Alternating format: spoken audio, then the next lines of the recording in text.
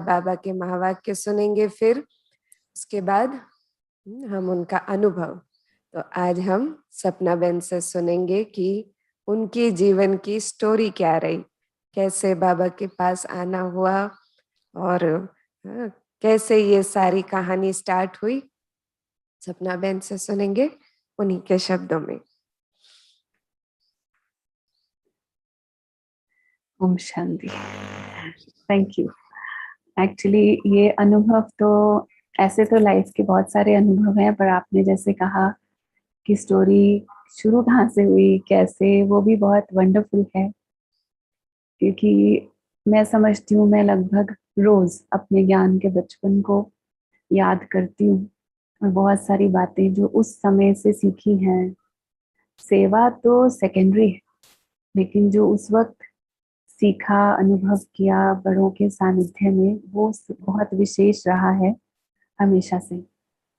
लौकिक अलौकिक जन्म हमारा चंडीगढ़ में, पंजाब की जो कैपिटल है, पंजाब हरियाणा की, और वहीं से ही ज्ञान भी मिला। जिस वक्त हम पढ़ाई कर रहे थे, अभी ये भी हमारी चल रही थी, और एक्चुअली हमने बीकॉम और सीए साथ साथ ही शुरू किया था। उस वक्त +2 के बाद ही स्टार्ट किया, और बहुत ज़्यादा पढ़ाई में बिजीनेस भी होती थी, एम्बिशंस भी बहुत ज़्यादा थे। कुछ करना है, कुछ विशेष करना है लाइफ में, इस तरह का एक था एटीट्यूड। लेकिन व्हेन आई लुक बैक, अपनी पर्सनालिटी को देखती हूँ, तो शुरू से ही एक स्पिरिचुअल इंक्लिनेशन था अपने तरीके का। पूजा पाठ में या कोई उस तरह के नियम व्रत, उसमें बहुत ज्यादा इंटरेस्ट नहीं था। इंटरेस्ट कहें ऐसा नहीं कि नहीं था, लेकिन क्वेश्चंस बहुत थे। बहुत ज्यादा सवाल आते थे कि ऐसा अगर ये करते हैं तो क्यों करते हैं, आप मुझे पहले ये बताओ। कैसे करना है तो क्यों करना है, नहीं करना है तो क्यों नहीं करना है, तभी मैं करूँ, नहीं तो नहीं करूंगी। तो अब बहुत सारे सवाल आते थे, जैसे सर्वव्यापी की बात आती है, या मंदिर में जा रहे हैं, हर चीज। आई यूज टू क्वेश्चन एवरीथिंग। अगर मंदिर में जा रहे हैं, मंदिर में बाहर जूते बाहर रखने हैं तो क्यों बाहर रखने हैं? आप तो अभी कह रहे थे भगवान सब जगह है। अगर भगवान सब जगह है तो बाहर नहीं है क्या? तो सिर्फ अंदर ही क्यों उतार के जाना है? Means for everything. तो अगर कोई सुने तो उसे शायद ये लगेगा कि भगवान पे विश्वास नहीं है, नास्तिक है बिल्कुल। लेकिन ऐसा नहीं था। I wanted to believe, I wanted to talk, कि मुझे भगवान से बात करनी है, मुझे भगवान का अनुभव करना है, मुझे मेडिटेशन सीखना है। उस वक्त बहुत इतना फैशन में नहीं था मेडिटेशन शब्द, लेकिन थोड़ा थोड़ा निकला था। तो सुनते थे कि मेडिटेशन ऐसा कुछ होता है, तो कोई कोई लोग जो बोलते थे तो उनको हम पूछते थे कि हमें भी बताओ आप कैसे करते हैं मेडिटेशन। तो ज्यादातर क्या होता है कि भक्ति में गुरु जी ने मंत्र दिया है या कोई शब्द दिया है, तो वो किसी को बताते नहीं। उनसे पूछते थे तो वो कहते थे कि नहीं, हम बता नहीं सकते। और ये बात मुझे और भी बुरी लगती थी कि अगर कोई अच्छी चीज आपको मिली है तो आपको शेयर करनी चाहिए, बताना क्यों नहीं है? तो ये बात अच्छी नहीं लगती थी और बिल्कुल लॉजिकल नहीं लगती थी कि क्यों नहीं बताते। और बहुत उस वक्त एक स्टेज ऐसी आ गई थी, आई थिंक सेकेंड ईयर में थी मैं तब। बहुत डेस्परेट होता है ना, जैसे कोई कि मुझे सीखना है मेडिटेशन, कोई सिखा दे मुझे। और उसी बीच में जो हमारी लौकिक सिस्टर है सेकंड, हम 3 लौकिक में बहनें हैं, तो मैं सबसे बड़ी हूँ। जो सेकंड है सारिका बहन, वो भी समर्पित है, सेंटर संभालती हैं चंडीगढ़ में।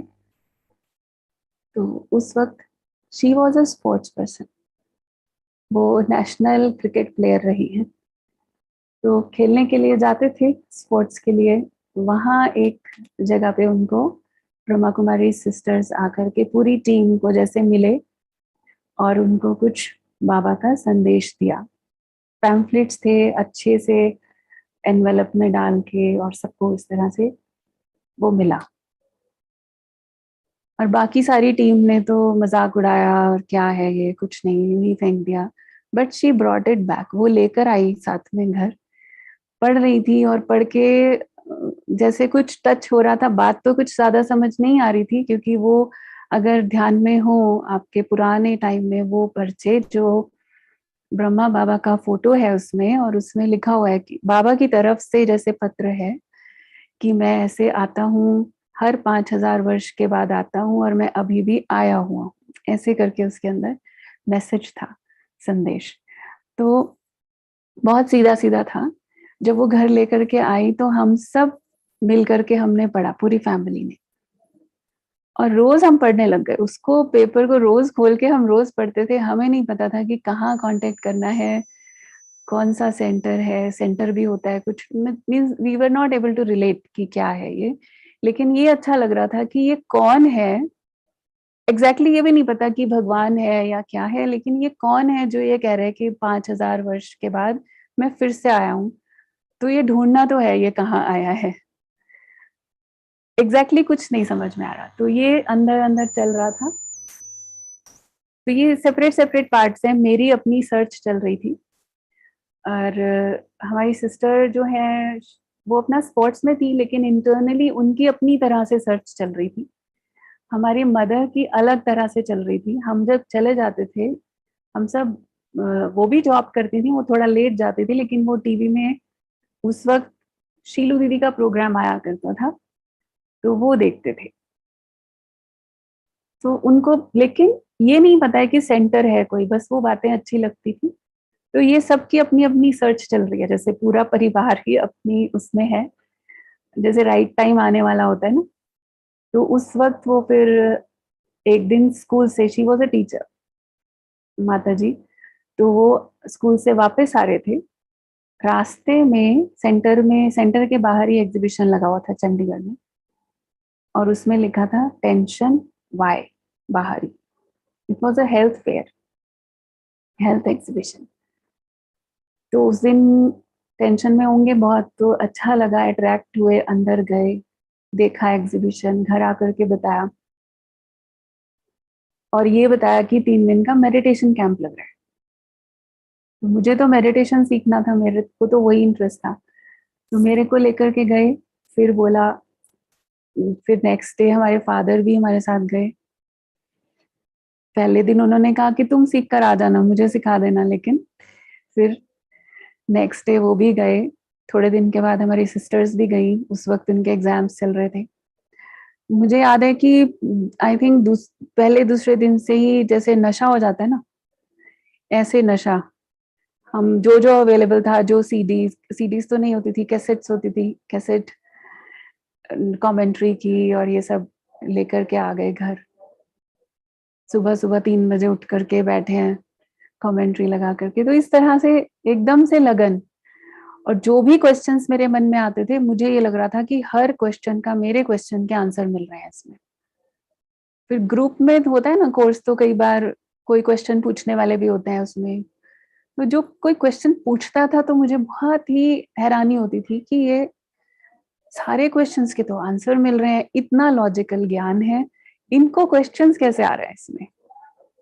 So that was my feeling कि हर चीज का आंसर। पहले ही दिन मुझे एक बहुत अच्छा अनुभव जो हुआ सोल कॉन्शियसनेस का, although I was actually not accepting that way, क्योंकि बुद्धि, जो अभी हम बात कर रहे थे ना बुद्धि के सरेंडर की, तो अपनी इंटेलिजेंस के ऊपर एक थोड़ा एरोगेंस होता है ना, और ये भी होता है कि ये जो कह रहे हैं ये मैं क्यों फॉलो करूं।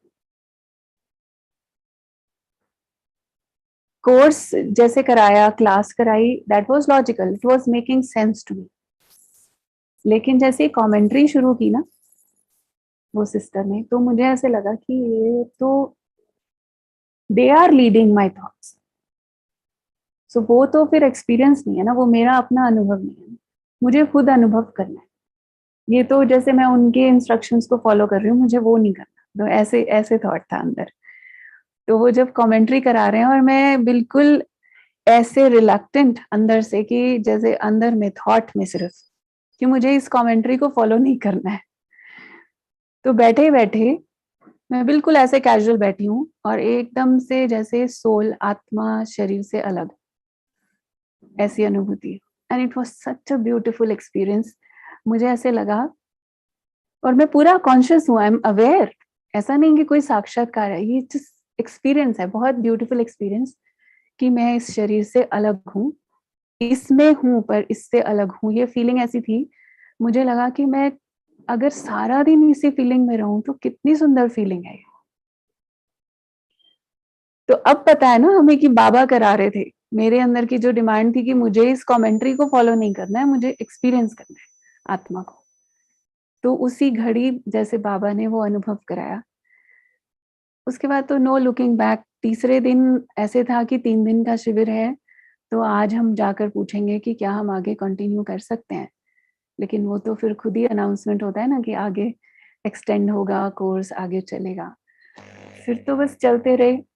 कुछ समय ऐसा लगता था कि अभी शायद 1 महीने में पूरा हो जाएगा, आगे पूरा हो जाएगा। लेकिन फिर समझ आया कि ये तो लाइफ टाइम की स्टडी है। और हर दिन ऐसा लगता था कि अब इसके बाद और क्या सुनाएंगे, सब कुछ तो सुना दिया। लेकिन फिर मुरली में आगे आगे कुछ ना कुछ, हर दिन कुछ नया मिल रहा है। जिस दिन मैंने ये सोचा था कि जिस दिन पूरा हो जाएगा ना, क्योंकि मैं बिजी बहुत थी पढ़ाई में भी, इंटर्नशिप चल रही थी साथ में सीए की, तो मुझे कॉलेज भी जाना है, मुझे सीए के पास इंटर्नशिप के लिए भी जाना है, मुझे अपनी सेल्फ स्टडी भी करनी है। तो मुझे ये, लेकिन इंटरेस्ट इतना ज्यादा आ रहा है, तो मुझे लगता था जिस दिन मुझे ये लगेगा ना कि बस अब पूरा हो गया, इसके आगे कुछ नया नहीं है इनके पास सिखाने के लिए, तो आई विल स्टॉप। लेकिन वो ऐसा हो ही नहीं रहा था। Every day there was something new, जो मुझे आंसर्स मिल रहे हैं, मुझे लॉजिकल लग रहा है, मुझे अपनी लाइफ के लिए यूजफुल लग रहा है, मैं छोड़ ही नहीं सकती हूँ। फिर मॉर्निंग क्लास में शिफ्ट हो गए, और शाम को कोर्स के बाद अबाउट 1 मंथ के बाद, तो सुबह सुबह चंडीगढ़ में 5 बजे क्लास होती थी उस वक्त।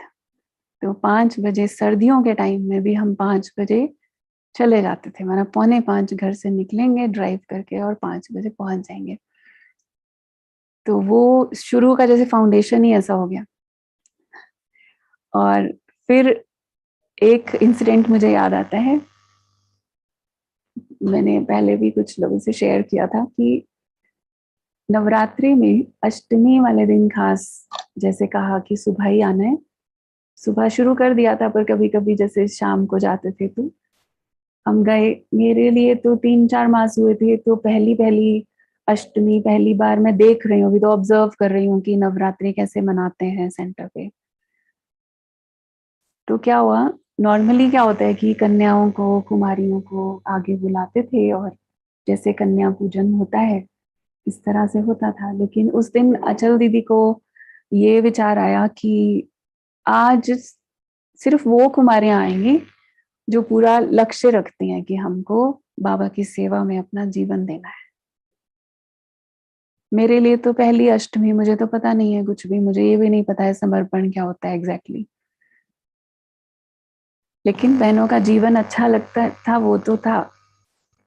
अब मैं ये देख रही हूँ इधर उधर कि इतनी सब कुमारियां बैठी हुई हैं क्लास में, तो कोई तो खड़ी होंगी, कोई भी खड़ी नहीं हो रही, क्योंकि कंडीशन ही ऐसी लगाई ना कि सिर्फ वो ही खड़े होंगे, कोई खड़े नहीं हो रहे। थोड़ी देर के बाद मुझे ऐसे लगा कि जैसे मुझे अंदर से ही आ रहा है कि कोई तो खड़ा होना चाहिए ना कुमारियों के बिहाफ पे, तो आई शुड स्टैंड अप। तो मैंने, मुझे पता भी नहीं, और मैं खड़ी हो गई। अब जैसे ही मैं खड़ी हुई, मैं तो नई थी अभी, तो शायद दीदी को मेरा नाम भी याद नहीं हुआ होगा, शायद अचल दीदी को। तो उनको नहीं पता है, कि पता है सिर्फ कि ये आती है, नई है। तो जैसे ही मैं खड़ी हुई, उन्होंने सबको कहा ताली बजाओ इसके लिए। पर मुझे नहीं पता था उस वक्त कि ये मेरे ऊपर जैसे बाबा स्टैंप लगा रहे हैं। जाने अनजाने में भी जो मैंने थॉट किया उस वक्त, या एक इनिशिएटिव लिया, बिकॉज आई वाज थिंकिंग कि कोई तो रिप्रेजेंट करे, कोई खड़ा क्यों नहीं हो रहा है, जैसे एक जिम्मेवारी होती है ना, तो ऐसे जैसे मैं जिम्मेवार हूँ, तो वो वाली फीलिंग। बस उसके बाद तो ये तो स्टैंप लग गया। अब मुझे भी समझ नहीं आया कि मैंने क्या किया है और ये क्या हुआ है। जो सामने बिठाया, और जैसे एक सेरेमनी होती है, पूरी सेरेमनी हुई। इसके बाद कुछ समय के बाद हमको मधुबन जाना था, वहां भी ऐसे ही हुआ। मतलब एक एक स्टेप में, एक ही साल के अंदर एक्चुअली ये सब कुछ हुआ है। बड़े दादी ने पूछा, कुमारियां काफी थी, अच्छा संगठन था, तो दादी ने अलग से कुमारियों का क्लास रखा। तो उसमें फिर दादी जी ने भी सिमिलर सी बात पूछी कि जो कुमारियां कहती हैं कि हम बाबा को तो हैंड्स चाहिए, कौन बाबा के हैंड्स बनेंगे। तो जब उन्होंने कहा तो हम तब भी, हम भी, हमारी सिस्टर भी, हम खड़े हो गए। मतलब बिल्कुल नए नए, और ऐसे था कि ज्यादा समझ भी नहीं थी, लेकिन वो पार्ट जो होता है ना ड्रामा में, आपका पार्ट वो पुल करता है। और एक और जो पार्ट शुरू से रहा है कि बड़ों को कभी ना नहीं किया है किसी चीज के। अगर उन्होंने कहा है तो ये अंदर में एक क्लैरिटी है कि ये बाबा की डायरेक्शन है, और ना करने का तो सवाल ही नहीं। बहुत सारी चीजें जो बाबा ने सिखाई फिर आगे, वो ऐसे सिखाई हैं कि बस हाँ जी किया ना, तो जो क्वालिटी नहीं भी थी वो भी आ गई। ऐसे करते करते फिर तो जैसे ही पढ़ाई पूरी हुई, उसके बीच में थोड़ी सी दुविधा आई थी कि पढ़ाई करने की क्या जरूरत है, अभी एग्जाम देने की क्या जरूरत है। तो घर में कई बार सिस्टर से कभी डिस्कशन होता था, हम सभी। दुविधा एक्चुअली यही थी क्योंकि बाबा बहुत पुल कर रहे थे, और पहले वाली जो एम्बिशंस थी वो भी पुल करती हैं कहीं ना कहीं। जो आपने एक टारगेट बनाए होते हैं अपने लिए कि मुझे लाइफ में ये बनना है, ये करना है, तो ये चीज दोनों तरफ से बराबर की पुल थी। लेकिन ऑफ कोर्स बाबा की विजय हुई। फिर भी फाइनल ये डिसाइड किया कि एग्जाम्स तो देने ही हैं, अब इतना सब किया है तो एग्जाम दे करके फिर जाना। तो एग्जाम दिए, और फाइनल एग्जाम पूरे होते ही फिर बस डिसाइड कर लिया विद इन अ वीक कि अपना बस उतना, आई थिंक वो भी टाइम इतना ही लिया कि अपना सामान तैयार करना है, अपना लगेज तैयार करना है, और क्योंकि फिर वापस नहीं आना है। तो इस तरह का ही थॉट से, ऐसा नहीं था कि कोई ट्रायल करना है या थोड़े दिन रह कर देखना है। कई बार होता है कईयों को, हम देखते हैं सोचते हैं, ऐसा था ही नहीं। ना ही पता था, ना ही ये थॉट था कि पहले मैं रह करके देखूं कि मैं कर भी सकती हूँ या नहीं। था ही नहीं। जो एक बार स्टेप लिया है फिर पीछे नहीं देखना है। तो बस उसके बाद तो फिर जैसे जैसे जो जो भी सेवा में बाबा ने निमित्त बनाया, बनते गए, क्योंकि ना तो कभी करना नहीं था। चाहे फिर वो कोई भी प्रोग्राम्स में एज लेक्चर करना है, स्पीच करना है, कहीं कहीं जाना है, या फिर किचन की सेवा हो, क्लीनिंग की सेवा हो, any kind of service, means जो भी बाबा ने बोला है फिर किया है। तो इस तरह से करते करते बहुत फास्ट प्रोग्रेस फील हुई, क्योंकि मुझे ऐसे लगता था कि मैं बहुत, हम देर से आए हैं, दादियों ने कितना किया है, तो हमको बहुत फास्ट जाना है। कोई जैसी भी जो भी सेवा है, जो भी कार्य है, हमको कोई भी चीज के लिए मना नहीं करना है। तो चाइना का पार्ट भी एक्चुअली ऐसे ही बना उस वक्त, क्योंकि आपको पता है, जैसे अभी भी बता रहे थे, लेकिन शायद कईयों को नहीं पता होगा, जो हो सकता है नए होंगे, कि स्टार्टिंग में कुलदीप दीदी और शिवानी बहन भी साथ में जब आए थे। मुझे एग्जैक्टली नहीं पता, और भी कोई आपके साथ में शायद आए होंगे सिस्टर्स। तो उस वक्त निमित्त तो शॉपिंग के ही आए थे कि सेंटर के लिए, इतना बड़ा जो बाबा का रिट्रीट सेंटर है वहाँ, उसके निमित्त।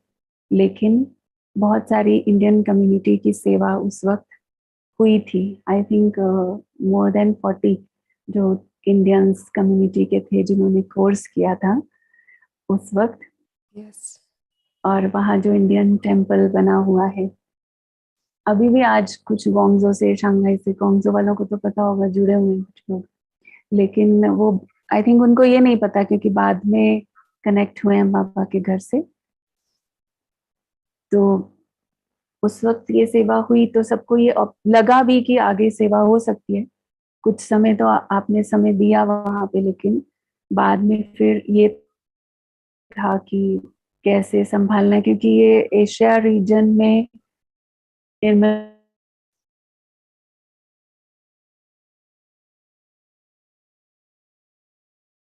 के प्रोस्पेक्ट्स तो वहां पे बहुत अच्छे दिखाई दे रहे थे ना, ऑलरेडी एक इनिशिएशन वहां जो हुआ था। अब इसके बाद मेरा जो पार्ट था, एक्चुअली मेरे पार्ट पे मुझे ये स्टोरी उस वक्त नहीं मालूम थी। मेरा पार्ट लंदन के लिए बन रहा था, क्योंकि कुछ समय से मुझे जानकी दादी ने और जयंती दीदी लंदन के लिए बोल रहे थे। Although I was not agreeing, क्योंकि मुझे विदेश जाने में इंटरेस्ट नहीं था। मुझे भारत में ही रहना है, भगवान भारत में ही आते हैं, मुझे नहीं जाना है कहीं पर। लेकिन मैं फिर उनके सामने ही नहीं जाती थी, क्योंकि मुझे लगता था अगर मैं जाऊंगी तो वो फिर से कहेंगे, दादी ने जैसे पूछा था तो फिर से कहेंगे, तो फिर मैं मना नहीं कर पाऊंगी। इसलिए मुझे बड़ों ने, जैसे अमितचंद भ्राता जी उस वक्त थे, अभी लास्ट ईयर शरीर छोड़ा, तो उनको, क्योंकि अचल दीदी और भ्राता जी की पालना में हमेशा रहे, उन्होंने तो हमें बचपन से लेकर के देखा है, और उनको लगता था कि आप थोड़ा समय के लिए जाओ विदेश, और प्रोग्रेस होती है, कुछ नया सीखने को मिलता है, एटलीस्ट फॉर 6 मंथ्स।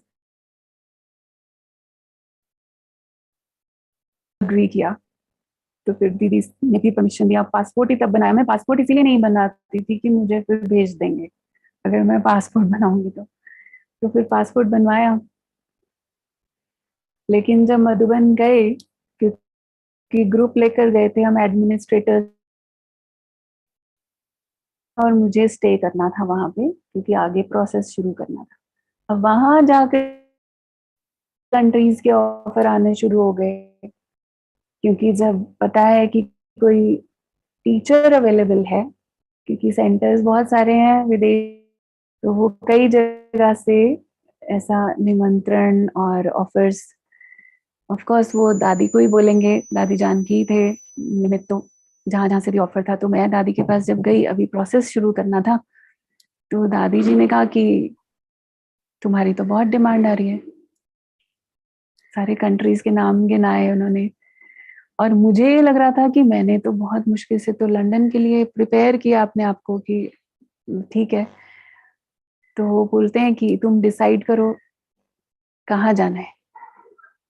मतलब मेरे लिए थोड़ा सा ये अलग सी सिचुएशन हो गई, क्योंकि मैं तो अपने आप को एक फोकस से प्रिपेयर करके आई थी कि 6 मंथ्स के लिए जाना है सिर्फ लंदन, और फिर वापस आना है। तो फिर मैंने कहा कि दादी मैं कैसे डिसाइड करूंगी, आप ही बताइए, जो आप बोलेंगे, बाबा की श्रीमत है, बाबा की आज्ञा है। तो दादी ने बोला कि अच्छा कल आना। इस बीच में एक्चुअली निर्मला दीदी ने मेरे को पूछा था चाइना के लिए क्या विचार है। मैंने कहा चाइना के लिए कोई विचार नहीं है, क्योंकि who will think about China. अगर कोई विदेश का सोचेगा भी तो चाइना के बारे में तो नहीं थॉट आएगा ना ऐसा जाने का, और वैसे भी it's not a easy country. तो और मुझे था कि दादी ने तो मुझे लंदन बोला हुआ है, तो मैंने दीदी को बोला, सीधा यही बोला कि दादी ने मुझे लंदन के लिए बोला हुआ है। अब नेक्स्ट डे जो दादी जी ने मुझे बुलाया, एंड जैसे होता था, दादी बैठते थे रूम में अपने, और मुरली के बाद तो सबको बादाम की टोली देते थे। आई वेंट देयर, दादी ने मेरे हाथ में बादाम रखा और बोला तेरे लिए चाइना। जी सर, तेरे लिए चाइना। मैंने चाइना तो सोचा ही नहीं था। डेफिनेटली पीछे दीदी से बात हुई है या जो भी हुआ है, बट बाकी सारे कंट्रीज का भी उसके बीच में से, तो मैं तो सोच के भी यही कही थी कि दादी के मुख से जो भी होगा वही मेरे लिए बाबा की आज्ञा है।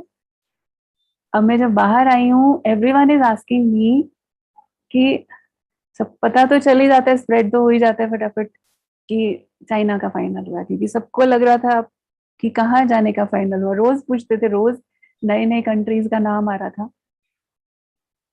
और जैसे ही पता चला चाइना का, सब लोग कह रहे हैं कि क्वेश्चन मार्क था सबके मन में कि आपको चाइनीज आती है क्या। कोई कहता है कि आपके कोई लौकिक कनेक्शन है क्या वहां पे। कोई बोल रहा था कि आपको कोई जॉब, कहीं जॉब के कारण जाते हैं, जॉब मिला तो वहां पे चलो सेवा भी करेंगे। ना कोई जॉब है, ना कोई लौकिक कनेक्शन है, ना मुझे लैंग्वेज आती है, फिर आपको क्यों चूज किया चाइना के लिए। मैंने कहा ये तो बाबा को ही पता है क्यों चूज किया है। बाकी क्योंकि शुरुआत में सेवा इंडियन कम्युनिटी की हुई थी, तो मुझे एक्चुअली सबने यही बोला था कि आपको चाइनीज को टच नहीं करना है, आपको सिर्फ इंडियन कम्युनिटी की सेवा करनी है वहाँ पे, क्योंकि बहुत स्ट्रिक्ट रूल्स हैं। आप सबको तो पता ही है कि कम्युनिस्ट कंट्री है, और रिलीजन प्रमोशन के लिए तो वो लोग बिल्कुल भी अलाउ नहीं करते हैं। कोई भी चीज मना आपस में आप कर रहे हो, अपने घर में आप पूजा पाठ करो, कुछ भी करो, भगवान का नाम लो, इतना तक अलाउ किया है। लेकिन आप गैदरिंग करके करो या फिर आप उनके लोकल लोगों को मोटिवेट करो उस चीज के लिए, अ, बहुत क्लियर उसके लिए इंस्ट्रक्शंस हैं कि अगर कोई थर्ड पर्सन भी ऑब्जर्व करे और देखे तो वो कंप्लेंट करेंगे। और अभी लेटली तो उन्होंने और भी रूल्स बनाए हैं कि वो स्पेशल उनको रिवॉर्ड देते हैं जो इन्फॉर्म करेगा, उसको 10,000 RMB का रिवॉर्ड है, which is about 1 lakh Indian rupees का बनता है लगभग, तो सिर्फ इंफॉर्मेशन देने का। तो इस तरह से सिस्टम है। मुझे अंदर में पता था कि अगर इतनी दूर बाबा उस देश में भेज रहे हैं तो it's not only for Indians,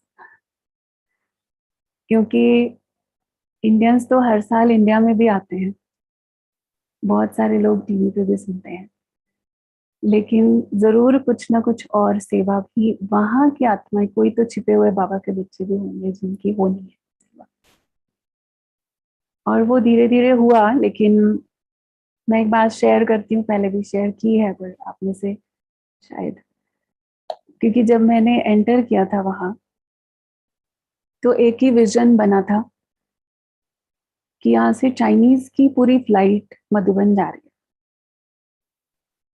अब आई डिडंट नो कि ये विजन, उस समय मुझे नहीं पता कि ये मेरी अपनी सेवा के लिए एक उमंग बहुत था ना सेवा का, तो वो तो शुरू से ही था।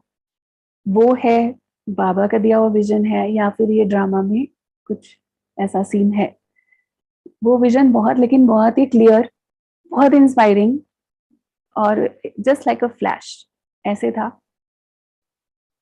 लेकिन कुछ समय के बाद वो जैसे बिल्कुल डिसअपियर हो गया वो विजन, क्योंकि जब वहां जाकर के सिचुएशन देखी कि मुझे लैंग्वेज भी नहीं आती थी, लैंग्वेज मैंने वहां जाकर सीखी है चाइनीज, बाद में वो भी स्कूल ज्वाइन किया है, language school, then I learn the language. तो किसी से बात करना भी मुश्किल था।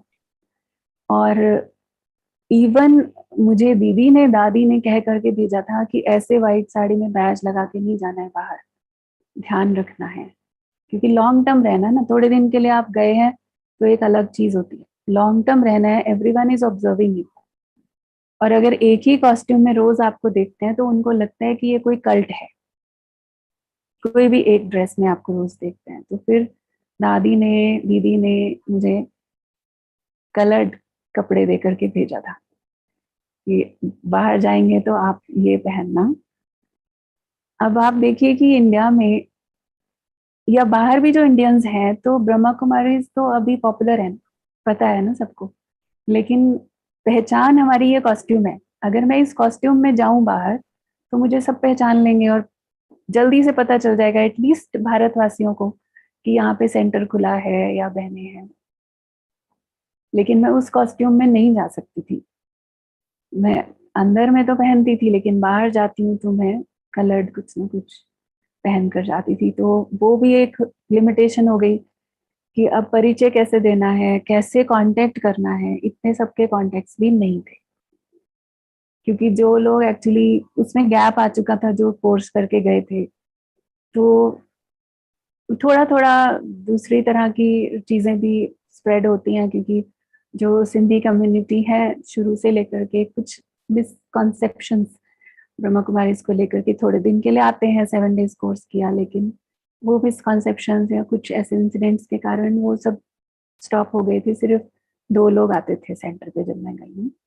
तो और उसके बाद तो 6 महीने के बाद सिचुएशन और भी चेंज हुई, कुछ ऐसे कारण बने कि फिर हमें नया स्थान सेंटर का भी लेना पड़ा, और उसके लिए about 3 years I had to work to support the centre. 3 साल फिर मैंने साथ में इंग्लिश टीचिंग का जॉब किया, सिर्फ सेंटर का किराया निकालने के लिए। दादी से बात की उस वक्त, और इस तरह से हमारा बहुत कुछ चेंजेस आए सेवा में, और साथ साथ लेकिन चाइनीज लैंग्वेज की प्रैक्टिस शुरू की। सबसे पहली जो चाइनीज स्टूडेंट आई, ये जो एक कनेक्शन बना है वो एक जैसे चैरिटी ग्रुप बना हुआ है, एक्सपर्ट्स का है। अब उसमें हम गए, लेकिन वो एक ही चाइनीज थी उस पूरे ग्रुप में, क्योंकि वैसे उसमें चाइनीज अलाउड नहीं होते, बट उसको स्पेशल परमिशन थी because she was working in Dutch embassy consulate. तो वो वहाँ की ट्रांसलेटर थी official. So because of translator उसको इंग्लिश आती थी, नहीं तो नॉर्मली तो चाइनीज इंग्लिश नहीं बोलते। अब मुझे याद है कि मैं वहां पर उस गैदरिंग में थी, हमें तो खाना पीना नहीं है, कुछ नहीं है। I was just sitting there, सब लोग अपना टी वगैरह चल रहा था, आफ्टरनून टी। तो वो दूर से देख करके आई, शी केम एंड वो कहती है कि यू लुक सो पीसफुल।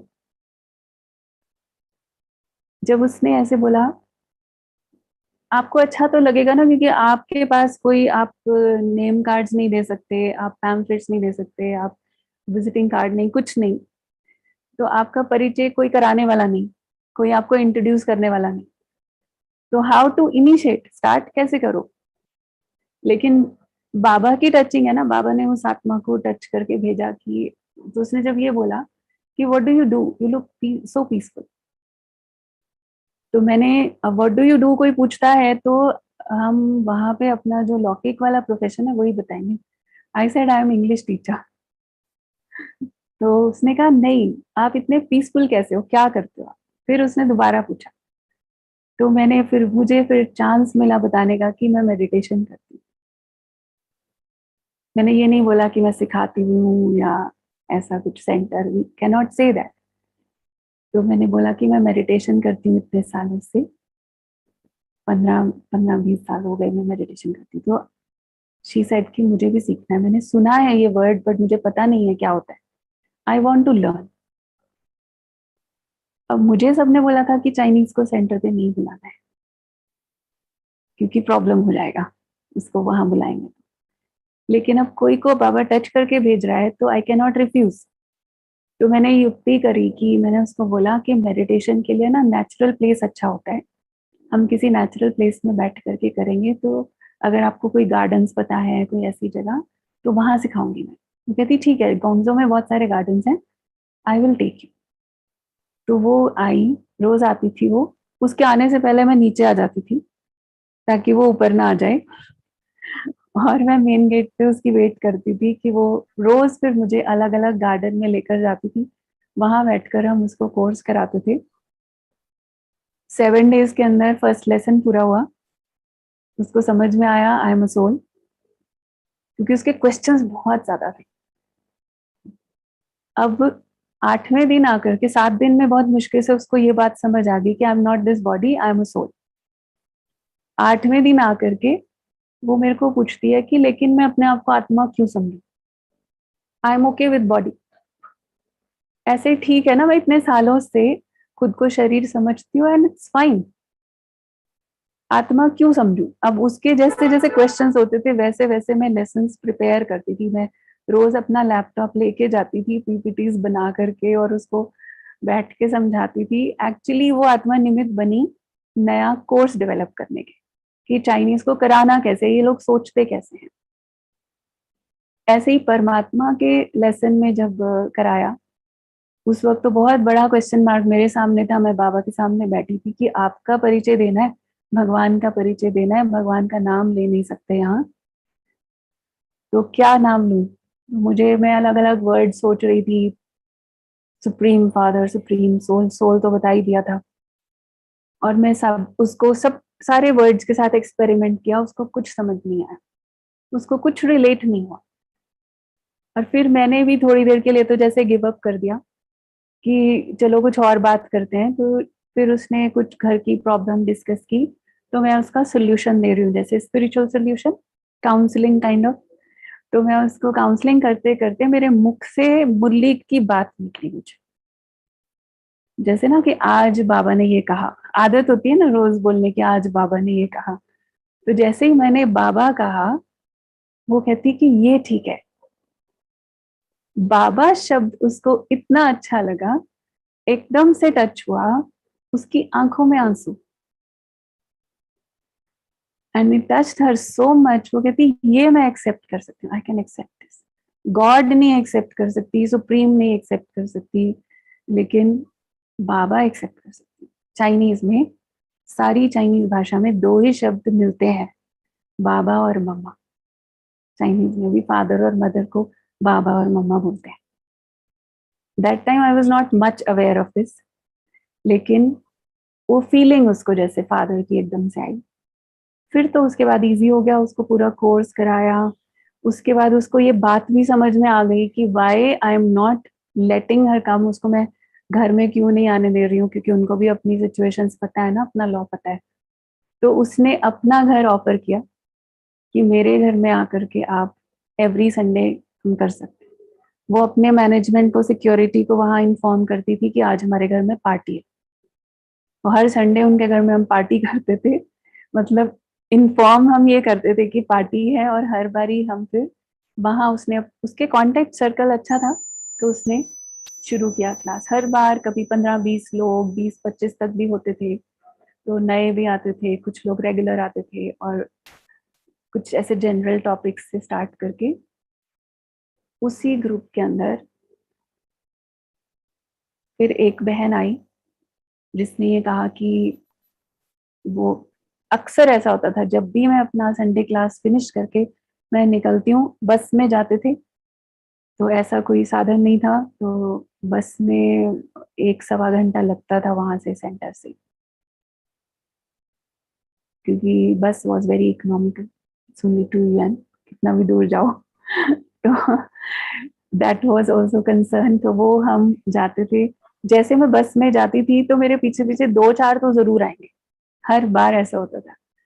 और मैं जितना कोशिश करती थी कि नहीं आए, क्योंकि मेरे को मुश्किल हो जाएगा घर तक अगर पहुंचेंगे तो, सेंटर तक चाइनीज, मना करना भी मुश्किल है। लेकिन फिर वो एक बहन आई, उसको लगा कि, उसको वैसे जाना दूसरी तरफ था, उसको लगा कि ये 1 घंटा मुझे आपके साथ कंपनी मिलेगी, इसलिए वो मेरे साथ बस में बैठी बात करने के लिए कि आपका ज्ञान बहुत अच्छा है, दिस इज रियल विजडम जो चाइनीज लोगों को चाहिए,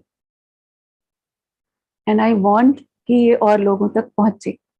पर मुझे पता है कि हमारे लॉज ऐसे हैं, इट्स नॉट इजी।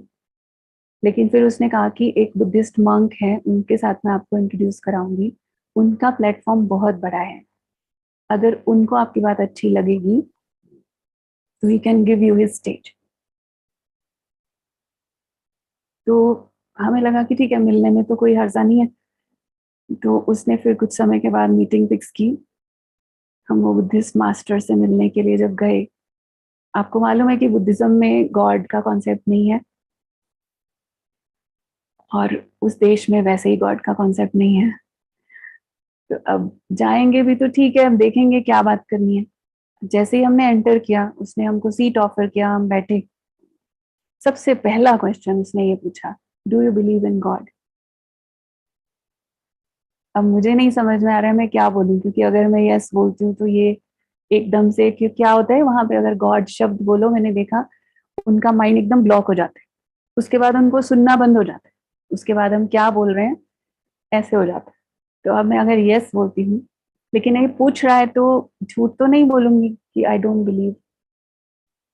तो मैंने एकदम से फिर, I was trying to frame my answer, कि मैं उसको कुछ आंसर क्या देना है। मैंने बोला यस, गॉड इज एनर्जी, परमात्मा जो है एक शक्ति है।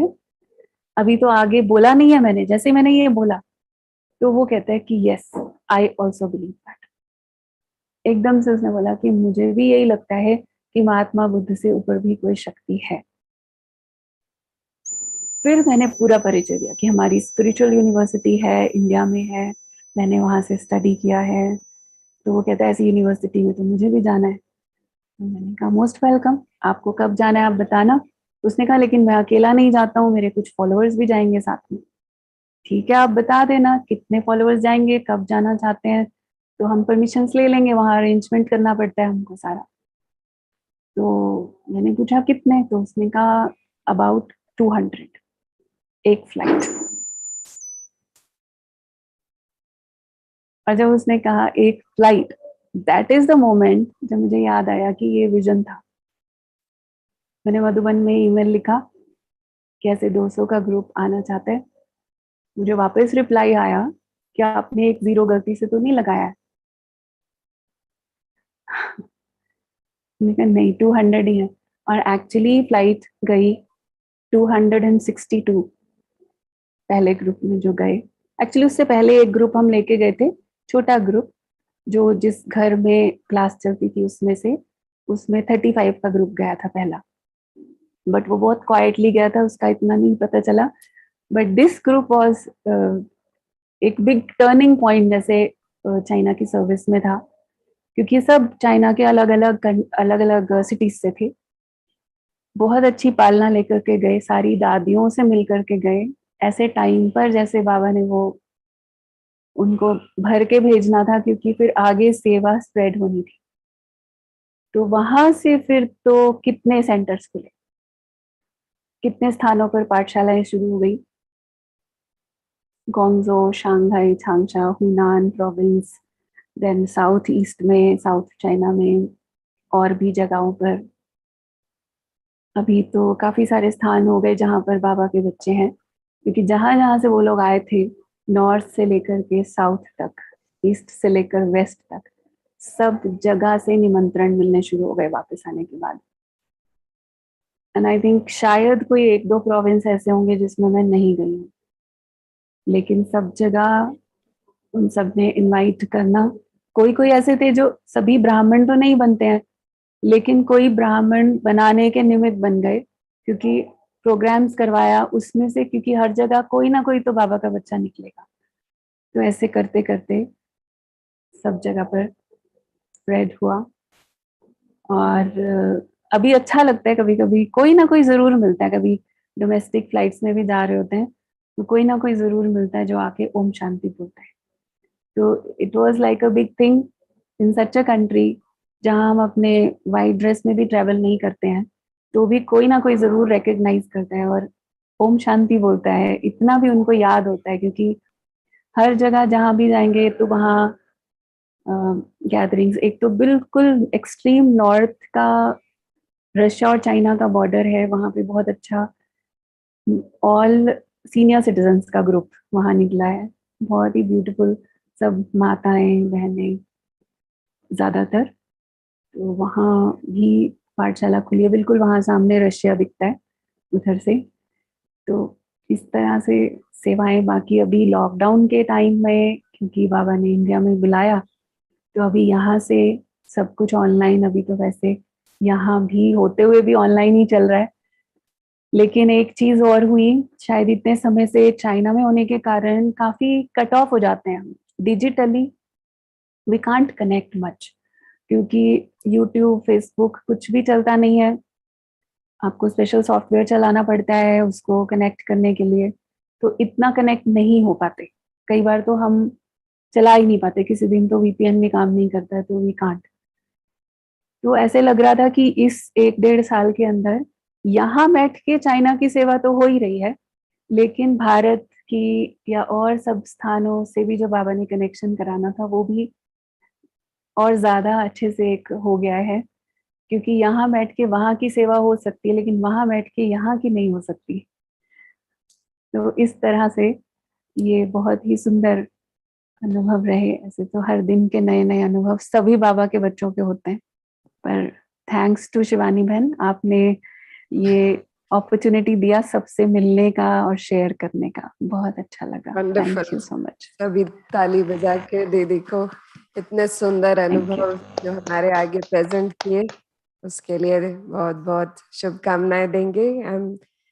और मेरा कुछ साल पहले, आई थिंक शायद 4 years बैक जाना हुआ था, 4 या 5 years बैक, फिर से अहमदाबाद के कोई सेंटर के निमित्त उनको भी शॉपिंग करनी थी, बड़ा सेंटर बन रहा था। तो फिर तब जाकर के जब देखा ग्वांजाओ की सेवाएं इतनी एक्सपैंड हो चुकी हैं, इतने चाइनीज बच्चे बाबा के घर में आ रहे हैं, इतना अच्छा मन जैसे गदगद हो रहा था और दिल से निकल रहा था कि वाह बाबा और वाह वाह की सेवाएं। क्योंकि जब चाइनीज भाई बहने, उनके मुख से हम बाबा बाबा सुनते हैं और वाह बाबा मेरा बाबा सुनते हैं तो और भी ज्यादा सुंदर लगता है। तो बहुत ही कमाल की वहाँ सेवाएं चल रही हैं। और सपना बेन ने वहाँ एक कल्चरल ग्रुप भी रेडी किया, वो भी काफी सेवा के निमित्त बने। और वहाँ के कॉन्सुलेट में भी इनका आना जाना लगा रहता है। और योगा डे पर भी हम सुनते हैं, मधुबन रोजरी से हमको सारे मैसेजेस मिलते हैं। तो बहुत अच्छी फीलिंग आती है कि एक ऐसे कंट्री में जहाँ बिल्कुल कम्युनिस्ट देश में, बिल्कुल जहाँ भगवान को वर्ड भी नहीं यूज कर सकते गॉड, ऐसे कंट्री में भी बाबा अपनी सेवाएं इतनी विशाल रूप से करा रहा है मानव। This is the proof that बाबा सर्वशक्तिवान है और अपनी शिव शक्तियों द्वारा कुछ भी करा सकते हैं। So thank you so much Sapna ben for that wonderful experience. और thanks to you also.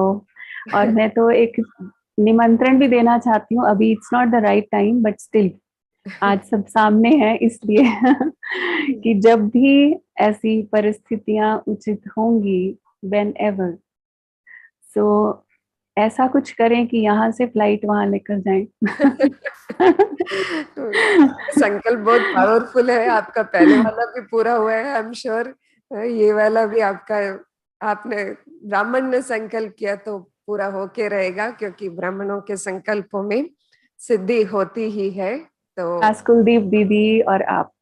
Yes, thank you so much for this invitation. और जो भी ग्वांजाओ परिवार भी आज ज्वाइन हुए हैं उनको भी बहुत बहुत greetings of the day and best wishes कहूंगी कि आप बाबा से जुड़े रहें, बाबा का हाथ पकड़कर साथ चलते रहें अंत तक, क्योंकि यही तो संगम युग छोटा सा अभी बाबा के साथ चलने का युग है, मिलन मनाने का युग है। तो आप भी इस युग का पूरा पूरा लाभ लेंगे, ऐसे हमारी गुड विशेस है। So thank you for joining, Guangzhou परिवार को भी welcome and thanks for joining.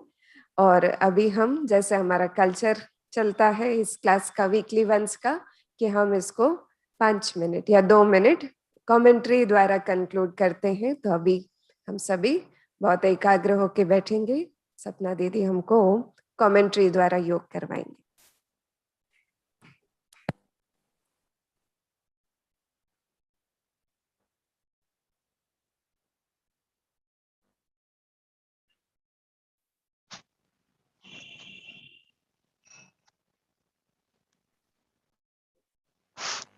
Om Shanti.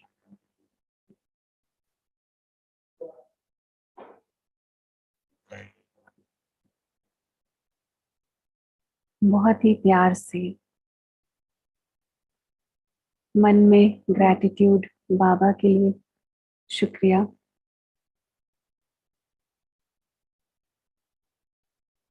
इस संगम युग पर सारी दुनिया में से चुनकर बाबा ने मेरा हाथ पकड़ा है।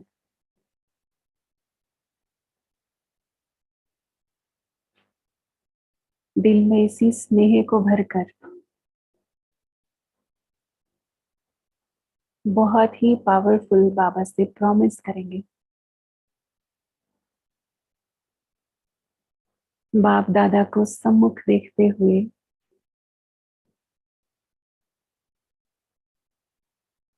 ब्रह्मा तन में शिव बाबा निराकार,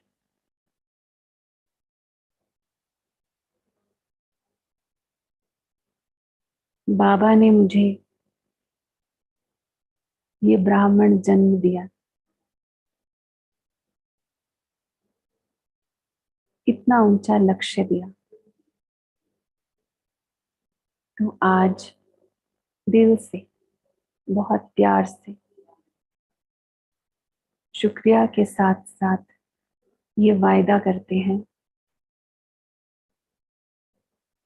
बाबा और मैं, मुझे बाबा के साथ सदा कंबाइंड रहना है।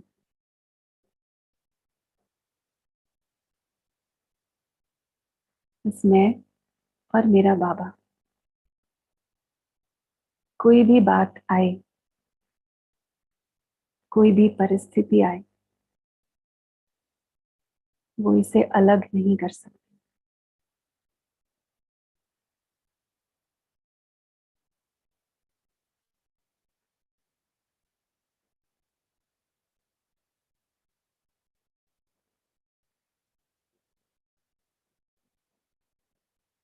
बाबा के वरदानों को, बाबा की स्नेह भरी दृष्टि को महसूस करें।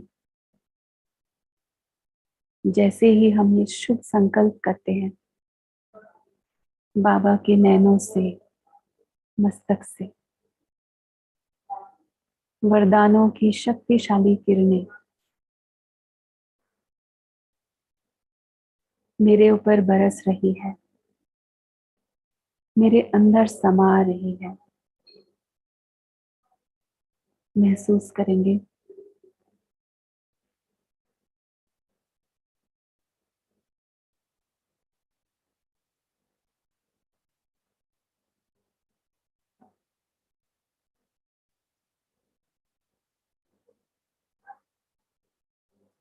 दिल से उस प्यारे बाबा का, मीठे बाबा का शुक्रिया।